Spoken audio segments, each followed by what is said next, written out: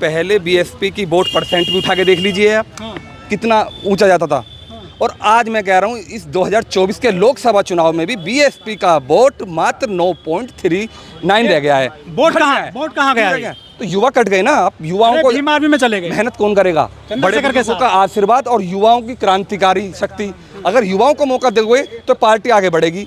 आज भारी तादाद में युवा चंद्रशेखर के साथ जा रहे हैं। तब हमें टिकट नहीं दिया, तब हमें आम आदमी पार्टी ने ऑफर किया। आम आदमी पार्टी ने बुला करके भाई आप चुनाव लड़िए, आप युवा हो, युवाओं को मौका मिलेगा। और मैं फिर बताना चाहता हूँ, एक समाज की वोट से ना तो किसी का प्रधानमंत्री बन सकता है और ना ही मुख्यमंत्री बन सकता है।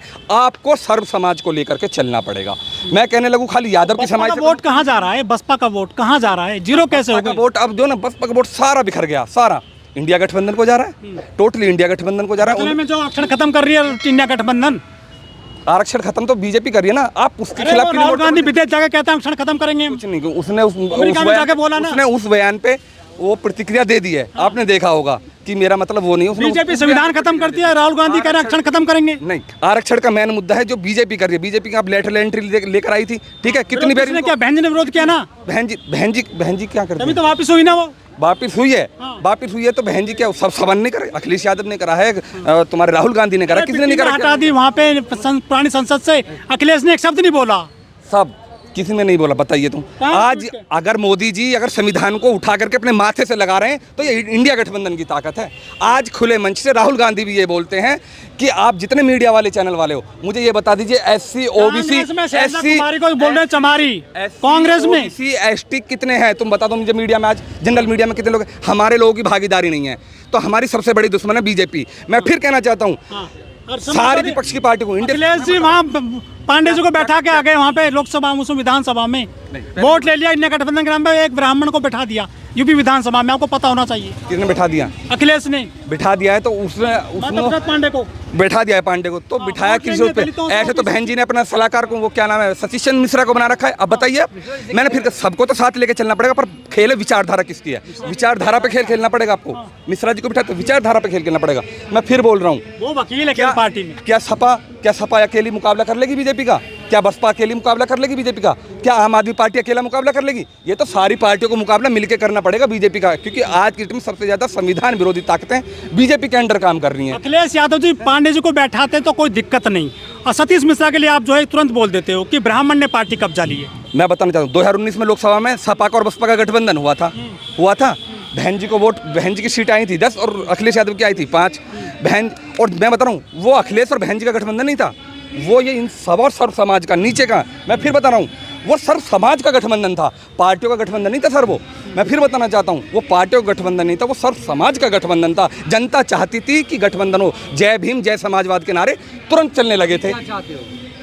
मैं क्या चाहता हूँ? मैं तो यही चाहता हूँ कि युवाओं को, अगर चलो आज बीएसपी ने टिकट दिया है, क्या कारण रहा युवा को? क्यों अब वहाँ पे लोग वक्त पहुँच गए, क्यों कहने लगा 50 लाख देंगे हम, टिकट काट के किसी और को दे दो। तुम तो अपने समाज को बेच रहे हो। तुम तो दलित समाज की दलाली कर रहे हो, दलाली खा रहे हो आप लोग हैं। ओबीसी को तुम साथ नहीं ले रहे, एससी एसटी ओबीसी खिलाफ तो आप खुद लोग कर रहे हो। मैं वही कहना चाह रहा हूँ सर, खाली एक समाज की वोट से मुख्यमंत्री, प्रधानमंत्री, राष्ट्रपति नहीं बन सकता है।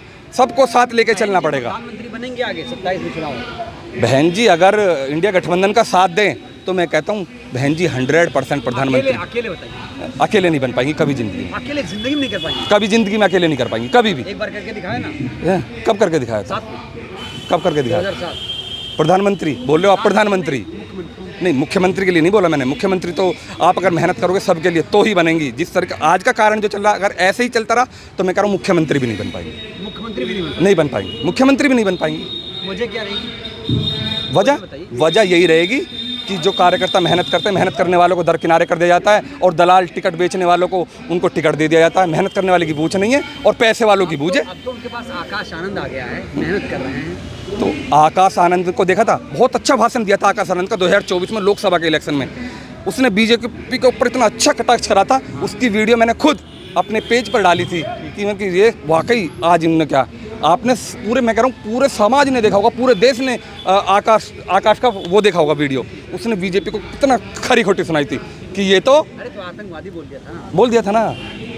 क्या कर रहे हैं? लड़ा रहे हैं ना, धर्म के नाम पे लड़ा रही है ना बीजेपी, धर्म के नाम पे लड़ा रही है, जात के नाम पे लड़ा रही है, भाई को भाई से लड़ा रही है, हिंदू को मुसलमान से लड़ा रही है, किसान को जवान से लड़ा रही है। अरे तो लड़ाने का काम बीजेपी कर रही है सर। योगी जी ने कह दिया कि दुकानों पे नाम लिखा जाएगा, चाहे मुसलमान है चाहे हिंदू है, इसको लेकर क्या कहना है? देखो इनके पास काम करने के लिए तो कुछ है नहीं, तो ये अनगरल ये चीज़ें निकाल के लाएंगे कि इस पे नेम प्लेट लिखो। चलो मैं मानता हूँ नाम पे लिख दो, अगर हम वाल्मीकि समाज लिखने लगें, तो जातक समाज लिखने लगें, या हम मुसलमान तो क्या हमारी दुकानें चल पाएंगी? चल पाएंगी? इन्होंने तो ऐसी देश की स्थिति ऐसी कर दी है कि आज इस देश में ऐसी स्थिति कर दी कि आने वाले समय में मुझे लगता है गृह युद्ध में ना चला जाए। हिंदू मजबूत हो रहे हैं यादव जी। हिंदू किस लिए हिंदू? अखिलेश यादव का जब कुर्सी 2017 में कुर्सी बदली थी, उसका शुद्धिकरण कराया गया अखिलेश का। फिर मैं कहता हूँ 2024 में जब कन्नौज के मंदिर में अखिलेश यादव और डिम्पल यादव जी मंदिर में पूजा अर्चना करने गई थी, ठीक है, जब वो बाहर निकली तो उनको मंदिर को शुद्धिकरण करा दिया गया कि भाई गंगा जल से धो। अब तो मुझे यही नहीं पता कि किस हिंदुत्व की बात करते हैं। क्या हिंदू नहीं है क्या यादव? क्या और लोग हिंदू नहीं है क्या? है ये तो हिंदू। अब बताओ हमारा शुद्धिकरण हो रहा है यार, यादवों का शुद्धिकरण ये बीजेपी पार्टी करा रही है। शूद्र है तो क्या है? हाँ शूद्र, इनका वही लिखा हुआ है। तो ये तो मान आरएसएस है, आरएसएस में क्यों किसी ओबीसी को अपना राष्ट्रीय स्वयंसेवक अध्यक्ष क्यों नहीं घोषित करती? बीजेपी क्यों नहीं करती? दलित, मुस्लिम, आदिवासी, ठीक है, ओबीसी क्यों नहीं करते आप लोग? हिंदू तो मजबूत हुए हैं, गाड़ियों पे हिंदू आ गया। सबसे ज़्यादा शोषण भी हिंदुओं का ही हो रहा है, हिंदू कोई मजबूत नहीं है। देख रहे होगे आप हाथरस में वाल्मीकि समाज की, हाथरस में मनीषा वाल्मीकि समाज की क्या घटना हुई है, आज तक भी उसको कुछ मिला नहीं है, इंसाफ नहीं मिला है। आवाज तो उठा रहे हैं। गाय भी सुरक्षित है भैया। गाय और गाय, अगर भारत बीजेपी की राजनीति से गाय, पाकिस्तान और मुसलमान हटा दिए जाएं तो मुझे ये बता दीजिए बीजेपी किस मुद्दे पे चुनाव लड़ेगी? बता दे चलो। विकास विकास मुझे चलो इनका विकास भी दिखा दीजिए कि इन्होंने करा क्या है विकास में। विकास के नाम पे सिर्फ इनके तो विकास के नाम पे भी पुल कितने सारे बिहार के अंदर पुल गिर गए। तुम्हारे इन्होंने नई संसद भवन बनाई है, वो भी चूने लगी है, ठीक है। इन्होंने रेल बनाई थी, उनकी रेल भी तरह तरह की, तो पटरी से कितनी रेलें, कितनी दुर्घटनाएं, कितनी बेकसूर। कोई साजिश नहीं कर रहा है। इनके काम में और इनके नाम में सिर्फ दगाबाजी और बेईमानी है। अगर ये चाहते, मान के चलें जब कांग्रेस हटी थी 2014 के अंदर, जब भारत सरकार के ऊपर 55 लाख करोड़ का कर्ज था, आज मोदी सरकार में 205 लाख करोड़ का कर्ज हो गया है। और जब 70 साल अगर कांग्रेस ने राज करा है, तो जब कांग्रेस अपनी संपत्ति छोड़ गई थी 600 करोड़, आज उसी बीजेपी की संपत्ति अगर आप आंकड़े निकाल के देखोगे तो 6500 करोड़ संपत्ति बीजेपी की मिलेगी। ऐसा क्या करा है बीजेपी ने? आप खुद लगाइए। चुनावी बॉन्ड इन्होंने कोरोना का काल का केयर फंड बनाया था, इतने बड़े बड़े घोटाले। मैं कह रहा हूँ जिस दिन इनकी सरकार बदली, बीजेपी राज में घोटाला भी हुआ, बहुत बड़े बड़े घोटाले हुए हैं सर। मैं कह रहा हूँ जिस दिन इनकी सत्ता पलटी, ये प्रधानमंत्री मोदी से लेकर अमित शाह से लेकर इनके बड़े बड़े लीडर जेल में होंगे सर, जेल में। बड़े बड़े लीडर जेल में। पलटी की कैसे सत्ता? क्या जी? सत्ता पलटी की कैसे? सत्ता मैं कह रहा हूँ ये 4 राज्यों के चुनाव हैं। आपको मैं बता रहा हूँ, आज आपके चैनल के माध्यम से बता रहा हूँ, इन 4 राज्यों के चुनाव में अब हरियाणा है, उधर जम्मू कश्मीर में हो रहे हैं, अगले महीने महाराष्ट्र में है, और तुम्हारा झारखंड में चुनाव है। इन चारों राज्यों के चुनाव बीजेपी बड़ी बुरी तरीके से हार रही है, और इनके हारते ही मैं आपको बता रहा हूँ 3 महीने में इनकी सत्ता पलट जाएगी। ये डरे हुए हैं। पहले मोदी जी सीना छोड़ा करके आते थे, और आज मोदी जी की चाल भी आप देखोगे तो मोदी जी ये हैं, लटक गए हैं मोदी जी की चाल भी बदल गई है, चाल बदल गई है मोदी। राहुल के बारे में क्या कहेंगे? मजबूत हुए? मैं राहुल के बारे में आज कह रहा हूँ, पहली कांग्रेस में और आज की कांग्रेस में बहुत बड़ा फर्क आया है, बहुत बड़ा फर्क आया है।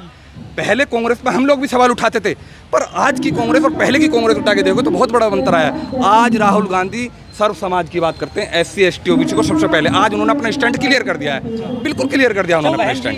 जनगणना क्यों नहीं कराते अपने राज्यों में राहुल गांधी ने तो साफ करा है। जाति जनगणना तो हम करते क्यों नहीं है? मैंने अभी परसों का स्टेटमेंट दिखाया, जाति जनगणना तो पूरे देश में होगी, और उन्होंने साफ बोल दिया अगर मोदी में हिम्मत हो तो जाति जनगणना रोक के दिखा दें, जाति जनगणना करके दिखाएंगे और करवा के दिखाएंगे। विदेश में जाकर कहते हैं कि वेणुगोपाल भी कह रहे हैं कि हम आरक्षण खत्म कर देंगे, कांग्रेस के ये वर्ड है। नहीं, कुछ चीजें हुई हैं, हम बता ये नहीं कहा कि आरक्षण खत्म कर देंगे, उन्होंने ये कहा कि जब तक समाज में असमानता बनी रहेगी और जब समानता हो, इक्वल हो जाएगी, तब खत्म कर देंगे।